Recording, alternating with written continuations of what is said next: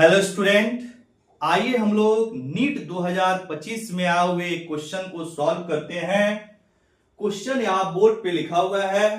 Question है an unpolarised light beam travelling in air is incident on a medium of refractive index 1.73 at Brewster's angle comma then, और यहां पर 4 option दिए गए हैं। Clear?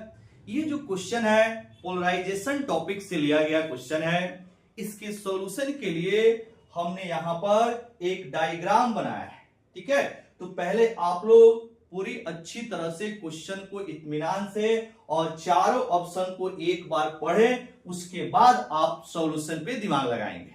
ठीक है, क्वेश्चन बोल रहा है कि अनपोलराइज्ड लाइट ब्रेविस्टस एंगल पर एक मीडियम के सरफेस पर इंसिडेंट हो रहा है, तो क्या होगा? रिफ्लेक्टेड लाइट जो है वह आपका पार्शियली पोलराइज्ड होगा कि कंप्लीटली पोलराइज्ड होगा। ठीक है, उसी तरह बोल रहा है कि रिफ्लेक्टेड एंगल जो है उसकी वैल्यू कितनी होगी। फिर बोल रहा है कि जो ट्रांसमिटेड लाइट है क्या वो पोलराइज्ड होगा कंप्लीटली या फिर पोलराइज्ड होगा पार्शियली। इसी के बारे में हम लोग को यहां पर बताना है। ठीक है, तो देखिएगा एक लॉ है ब्रोस्टर्स लॉ, क्या बोलती है कि जब अनपोलराइज्ड लाइट किसी मीडियम के सरफेस पर इंसिडेंट होता है एट द एंगल ऑफ आपका ब्रेविस्टस एंगल, या इसी को हम लोग बोलते हैं पोलराइजिंग एंगल, मतलब अनपोलराइज्ड लाइट किसी मीडियम के सरफेस पे पोलराइजिंग एंगल पे इंसिडेंट होता है, तो जो रिफ्लेक्टेड लाइट है वह कंप्लीटली पोलराइज्ड हो जाता है, और जो आपका ट्रांसमिटेड लाइट है वह आपका पार्शियली पोलराइज्ड होता है।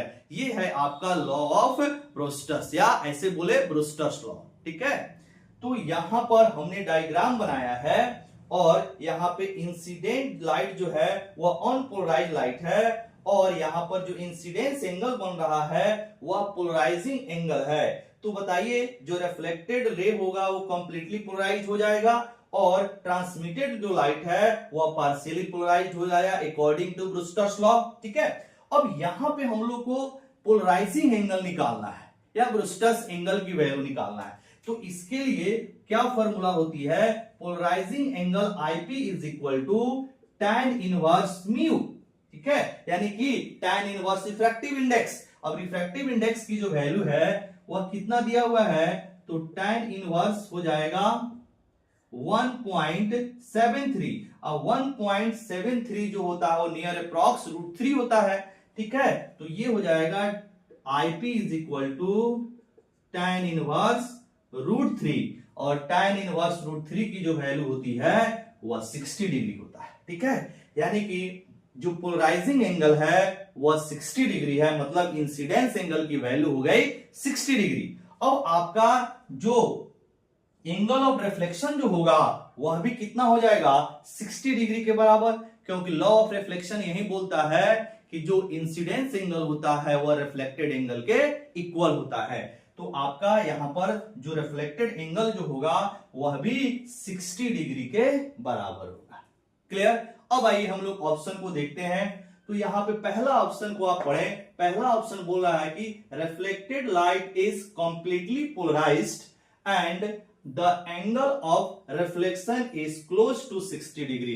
बिल्कुल 100% यही ऑप्शन करेक्ट है, आगे जाने की कोई जरूरत ही नहीं है, क्योंकि रिफ्लेक्टेड रे जो है वह कंप्लीटली पोलराइज्ड हो ही रहा है, और जो आपका एंगल ऑफ रिफ्लेक्शन जो बनेगा वह 60 डिग्री बनेगा, क्योंकि पोलराइजिंग एंगल 60 की वैल्यू 60 डिग्री के इक्वल है। नहीं, तो आपका जो पहला ऑप्शन होगा वही बिल्कुल करेक्ट होगा। क्लियर? आई होप आपको ये सॉल्यूशन समझ में आया होगा।